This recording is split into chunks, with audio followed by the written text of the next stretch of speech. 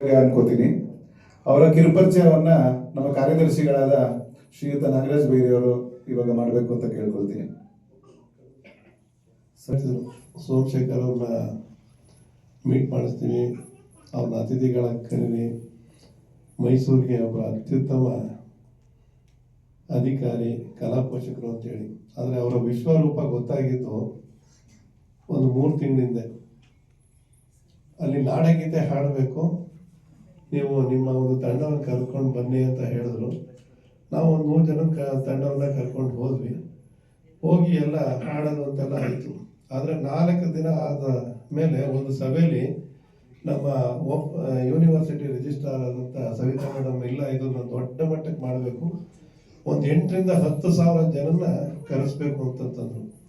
ಅಲ್ಲಿದ್ದವ್ರಿಗೆಲ್ಲ ಎದೆ ಡವಡವಾಗಕ್ಕೆ ಶುರು ಆಯಿತು. ಇದೇನಪ್ಪ ಈ ರೀತಿ ಹೇಳ್ತಾ ಇದ್ದಾರೆ, ಅದೆಲ್ಲ ಅರೇಂಜ್ ಮಾಡೋಕ್ಕೆ ಕೇವಲ 1 ವಾರದಲ್ಲಿ ಆಗುತ್ತಾ ಅಂತೇಳಿ. ಆದರೆ ಅವತ್ತು ಮಾಡಿದಂಥ ಒಂದು ನಾಡಗೀತೆಯ ಶತಮಾನೋತ್ಸವ ಅಂತೇಳಿ ಅದನ್ನ ಯಾರು ಕಣ್ಣಾರೆ ನೋಡಿದ್ರೆ ಅದು ಅರ್ಥ ಆಗ್ತದೆ. ಇಡೀ ಓಪನ್ ಯೂನಿವರ್ಸಿಟಿಲಿ 1 ಇಂಚು ಜಾಗ ಇಲ್ದಂಗೆ ಜನ ಸೇರಿ 25,000 ಜನ ಸೇರಿದ್ರು. 25,000 ಜನ ಆಗಲೇ ಅದು ಅವ್ರು ಸವಿತಾ ಮೇಡಮ್ ಅವರು ಹೇಳಿದ್ದು 8,000 ರಿಂದ 10,000 ಜನ ಸೇರಿಸಿ ಅಂತೇಳಿ. ಅವ್ರು ಯಾರೋ ನಂಬ್ಕೊಂಡು ಹೇಳಿದ್ರು ಅಂತಂದ್ರೆ ಇನ್ಯಾರನ್ನ ನಮ್ಮ ಸೋಮಶೇಖರ್ ಅವರು ನಂಬ್ಕೊಂಡು ಹೇಳಿದ್ರು. ಅಂಥವ್ರೊಬ್ರು ನಮ್ಮ ಜೊತೆ ಇದ್ದಾಗ ಯಾವುದೋ ಕೂಡ ಕಷ್ಟ ಆಗಲ್ಲ ಅಂತೇಳಿ ಹೇಳಿದ್ರು. ಅದಕ್ಕೆ ತಕ್ಕನಾಗಿ ಇವ್ರು ಎಲ್ಲ ಅರೇಂಜ್ಮೆಂಟು ಮಾಡಿದ್ರು. ನೋಡಿ, ಬೆಳಿಗ್ಗೆನೆ 10 ಗಂಟೆಗೆ ಎಲ್ಲ ಸ್ಕೂಲಿಂದ ಕೂಡ, ಶಾಲೆಯಿಂದ ಕಾಲೇಜಿಂದ ಮಕ್ಕಳನ್ನ ಕರ್ಕೊಂಡು ಬಂದು ಅವ್ರನ್ನ ಅದೇ ರೀತಿ ಸೇಫಾಗಿ ತಲುಪಿಸಿ ಅವ್ರಿಗೆ ಪ್ರಾಕ್ಟೀಸ್ ಮಾಡಿಸಿ ಅಷ್ಟೆಲ್ಲ ಅರೇಂಜ್ ಮಾಡೋದು ತುಂಬ ದೊಡ್ಡ ಕೆಲಸ. ಇದು ವರ್ಷಗಟ್ಟಲೆ ಇದನ್ನ ಎಫರ್ಟ್ ಆಗಂತ ಕೆಲಸ. ಆದರೆ 1 ವಾರದಲ್ಲಿ ಅಷ್ಟು ದೊಡ್ಡದಾಗಿ ಮಾಡಿ, ಜೊತೆಗೆ ಅಷ್ಟು 25,000 ಜನಕ್ಕೂ ಕೂಡ ತಿಂಡಿ, ಊಟ, ಪಾನೀಯಗಳು, ಅವ್ರು ನಿಲ್ಸಕ್ಕೆ ಸರಿಯಾದ ವ್ಯವಸ್ಥೆ, ಪೊಲೀಸ್ ವ್ಯವಸ್ಥೆ ಎಲ್ಲವನ್ನೂ ಕೂಡ ಡಿಪೆಂಡ್ ಆಗಿದ್ದು ನಮ್ಮ ಸೋಮಶೇಖರ್ ಅವ್ರ ಮೇಲೆ. ಜೊತೆಗೆ ಆ ತಿಂಡಿ, ಊಟ, ಮೈಕ್ ಸಿಸ್ಟಮ್ ಇರ್ಬೋದು, ಪ್ರಾಕ್ಟೀಸ್ ಮಾಡಿಸೋದಿರ್ಬೋದು, ಎಲ್ಲವೂ ಕೂಡ ಸರ್ಕಾರದಿಂದ 1 ರೂಪಾಯಿ ತಗೊಂಡಿದೆ. ಎಲ್ಲ ಇವರ ಒಂದು ಇದರಲ್ಲಿ ಸ್ಪಾನ್ಸರ್ ಮಾಡಿಸಿದ್ದಾರೆ ಎಲ್ಲರ ಹತ್ರ. ಅಷ್ಟು ದುಡ್ಡನ್ನ ಸ್ಪಾನ್ಸರ್ ಇಂದ ಅವರು ಒಂದು ಇನ್ಫ್ಲೂಯೆನ್ಸ್ ತಂದಿದ್ದಾರೆ. ಅದು ನಿಜವಾಗ್ಲೂ ಕೂಡ ಒಂದು ರೀತಿ ವಿಶ್ವರೂಪ ತೋರಿಸ್ದಂಗೆ. ಅಷ್ಟು ದೊಡ್ಡ ಇವೆಂಟ್ ಅನ್ನ ಎಲ್ಲರೂ ಕೂಡ ಹೊರಗಡೆಯಿಂದ ದುಡ್ಡು ತಂದು ಮಾಡೋದಿದೆಯಲ್ಲ, ಬಹಳ ಕಷ್ಟದ ಕೆಲಸ. ಅವತ್ತೇ ಗೊತ್ತಾಗೋಯ್ತು ಇವರ ಒಂದು ವಿಶ್ವರೂಪ ಏನು ಅಂತೇಳಿ. ಅವತ್ತಿಂದ ನಾನು ಇವರ ಅಭಿಮಾನಿ ಆಗ್ಬಿಟ್ಟೆ. ಇಂಥ ಒಬ್ಬರು ಆಫೀಸರ್ ಜೊತೆ ನಾನು ಇದ್ದೀರಲ್ಲ ಅಂತ ಹೇಳ್ತು. ಜೊತೆಗೆ ನಮ್ಮ ಅಧ್ಯಕ್ಷರು ಹೇಳ್ದಂಗೆ ಯುವ ಸಂಭ್ರಮ, ಮೈಸೂರು ದಸರಾ ಯುವ ಸಂಭ್ರಮ, ಮೈಸೂರು ದಸರಾಕ್ಕಿಂತ ಯುವ ಸಂಭ್ರಮ ನಮ್ಮಲ್ಲಿ ಅದು ಖ್ಯಾತಿಯನ್ನು ಹೊಂದಿದೆ ಜನ ಸೇರೋದ್ರಲ್ಲಿ. ಅಂತ ಒಂದು ಯುವ ಸಂಭ್ರಮಕ್ಕೆ ಟೈಟಲ್ ಸಾಂಗ್ ಬರ್ದವ್ರೆ ಇವರು. ಜೊತೆಗೆ ಟೈಟಲ್ ಸಾಂಗ್ ಕಾಂಪೋಸ್ ಮಾಡಿಸಿ ಪ್ರತಿದಿನ ಕೂಡ ಅದನ್ನು ಹಾಕ್ತಾ ಇದ್ರು. ಅಂತ ಒಂದು ಕವಿ ಹೃದಯ ಕೂಡ ಇವ್ರ ಹತ್ರ ಇದೆ. ಅದಕ್ಕೆ ನಾನು ಇವ್ರಿಗೆ ಎಷ್ಟು ಕರೆದ್ರ ಮೇಲೆ ನನಗೆ ಐಡಿಯಾ ಬಂದಿದ್ದು, ನಾವು ಇದನ್ನ ಕನ್ನಡದಾಗ ಮಾಡ್ಕೊಳ್ಳೋಣ ಈ ಒಂದು ಪ್ರೋಗ್ರಾಮ್ನ ಅಂತೇಳಿ.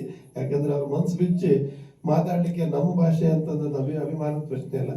ಅದಕ್ಕೆ ಇವತ್ತು ಅವ್ರು ಬಂದಿರೋದು, ನಾನು ಪರಿಚಯ ಮಾಡ್ತಿರೋದು ನನ್ನ ಹೆಮ್ಮೆ ಅಂತ ಹೇಳ್ತಾ, ಬೆಂಗಳೂರು ಗ್ರಾಮಾಂತರದ ಜಿಗಣಿ ಯವರಾದ ಇವರು MSc ಮತ್ತು LLB ಪದವೀಧರರು. LICಯಲ್ಲಿ 11 ವರ್ಷಗಳ ಸೇವೆ ಸಲ್ಲಿಸಿದ ನಂತರ 2010ರಲ್ಲಿ KAS ಅಧಿಕಾರಿಯಾಗಿ ಸೇವೆಗೆ ಸೇರಿದರು. ಪ್ರೊಬೆಷನರಿ ಅಧಿಕಾರಿ, ಜಿಲ್ಲಾ ಪರಿಶಿಷ್ಟ ವರ್ಗಗಳ ಕಲ್ಯಾಣಾಧಿಕಾರಿ, ಜಿಲ್ಲಾ ಹಿಂದುಳಿದ ವರ್ಗಗಳ ಕಲ್ಯಾಣಾಧಿಕಾರಿ ಹಾಗೂ ಉಪಾಯುಕ್ತರು ಕಂದಾಯ, ಮೈಸೂರು ಸಿಟಿ ಕಾರ್ಪೊರೇಷನ್ ಸೇರಿದಂತೆ ಹಲವಾರು ಮಹತ್ವದ ಹುದ್ದೆಗಳನ್ನು ಯಶಸ್ವಿಯಾಗಿ ನಿರ್ವಹಿಸಿ ಪ್ರಸ್ತುತ ಮೈಸೂರು ಮಹಾನಗರ ಪಾಲಿಕೆ ಉಪ ಆಯುಕ್ತರಾಗಿ ಸೇವೆ ಸಲ್ಲಿಸುತ್ತಿದ್ದಾರೆ. ಇವರು ಆಡಳಿತದ ಜೊತೆಗೆ ರಾಜ್ಯ ಮಟ್ಟದ ಚರ್ಚಾಪಟುವಾಗಿ ಹಾಗೂ ದಸರಾ ಯುವ ಸಂಭ್ರಮದ ಶೀರ್ಷಿಕೆ ಗೀತೆ ಸೇರಿದಂತೆ ಅನೇಕ ಹಾಡುಗಳನ್ನು ಬರೆದ ಗೀತ ರಚನಾಕಾರರಾಗಿಯೂ ಬಹುಮುಖ ಪ್ರತಿಭೆಯನ್ನು ಹೊಂದಿದ್ದಾರೆ. ಇವರ ದಕ್ಷ ಸೇವೆಗಾಗಿ 2020ರಲ್ಲಿ ದೇವರಾಜ ಅರಸು ರಾಜ್ಯ ಪ್ರಶಸ್ತಿ ಮತ್ತು 2021ರಲ್ಲಿ ಜಿಲ್ಲಾ ಮಟ್ಟದ ಉತ್ತಮ ಅಧಿಕಾರಿ ಪ್ರಶಸ್ತಿ ಲಭಿಸಿದೆ.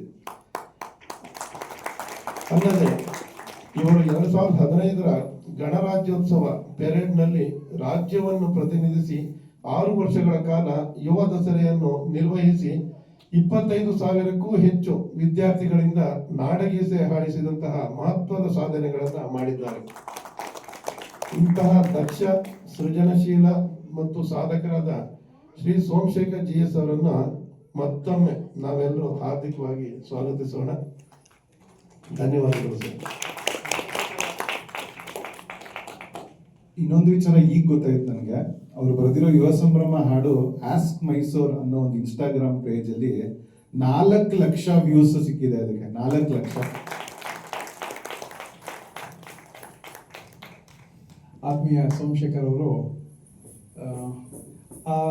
ಬೈರಿ ಅವರು ಓದಿದ್ರಲ್ಲ, ಅದರಲ್ಲಿ ಇಲ್ಲದೆ ಇರುವಂಥ ಒಂದು ವಿಚಾರ ಹೇಳ್ತೀನಿ. 2017 ಇಂಟರ್ನ್ಯಾಷನಲ್ ಯೋಗ ಡೇಗೆ ಮೈಸೂರಿಗೆ ಒಂದು ದೊಡ್ಡ ಗಡಿ ಬಂತು ಗಿನ್ನಿಸ್ ಬುಕ್ ಆಫ್ ವರ್ಲ್ಡ್ ರೆಕಾರ್ಡಲ್ಲಿ. ಅದರಲ್ಲಿ 4 ಜನ ಅಧಿಕಾರಿಗಳು ಒಂದು ವಾರ ಅವರಿಗೆ 24/7, ಅದರಲ್ಲಿ 4 ಜನರಲ್ಲಿ ಇವರು ಒಬ್ಬರು. ಅದಾಗಿ 2 ವರ್ಷಗಳು, ಮೊದಲನೇ ಸಲ 55,000, ಎರಡನೇ ಸಲ 65,000, ಮೂರನೇ ವರ್ಷ 70,000 ಜನ, ಅದು ಬೆಳಿಗ್ಗೆ 6 ಗಂಟೆಗೆ. ಸೋಮವಾರನ ನಾನು ಯಾವಾಗಲೂ ಮಾತಾಡಿಸ್ಬೇಕಂದ್ರೆ ಅವ್ರು 3 ಗಂಟೆ ರಾತ್ರಿಗೆ ನಾನು ಫೋನ್ ಮಾಡೋರು ಎಷ್ಟೆಷ್ಟು ಕೆಲಸ ಆಗಿದೆ ಅಂತ. ಮೈಸೂರು ಅಂತಂದ್ರೆ ತುಂಬ ಆತ್ಮೀಯ. ಮೈಸೂರಿನ ಎಲ್ಲ ಜನತೆಯನ್ನ ತುಂಬ ತನ್ನವರು ಅಂತ ಅಂದ್ಕೊಂಡು, ಬಹುಶಃ ಇಂಥ ಅಧಿಕಾರಿ ನಮ್ಮ ಮೈಸೂರಿನ ಆಸ್ತಿ. ಹಾಗಾಗಿ ಸೋಮವಾರನ ನಾನು ಸ್ವಾಗತಿಸ್ತೀನಿ.